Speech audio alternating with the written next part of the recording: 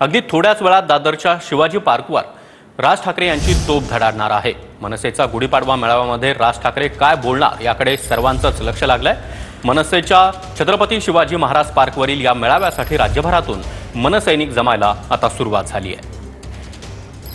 भव्य व्यासपीठ देखील तयार करण्यात आलेलं आहे। थोड्याच वेळात राज ठाकरे या मनसेच्या मेळाव्यामध्ये काय मार्गदर्शन करणार, काय बोलणार याकडे सर्वांचंच लक्ष लागलंय। मात्र छत्रपती शिवाजी महाराज पार्कवरील ही दृश्य आपण पाहतोय। त्याचबरोबर राज ठाकरे यांचं निवासस्थान असलेल्या शिवतीर्थवर आता राज ठाकरे हे थोड्याच वेळात सभास्थळावर पोहोचतील। मात्र तत्पूर्वी राज्यभरातून मनसैनिक आता छत्रपती शिवाजी महाराज पार्कवर जमायला सुरुवात झालेली आहे।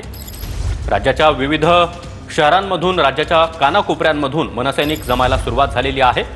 राज ठाकरेंचं भाषण ऐकण्यासाठी हे सर्वजण आतुरलेले आहेत। त्याचबरोबर राज ठाकरे काय बोलणार याकडे देखील मनसैनिकांसह सर्वच राजकीय पक्षांचं देखील लक्ष असणार आहे। तत्पूर्वी ही दृश्य आपण पाहतोय।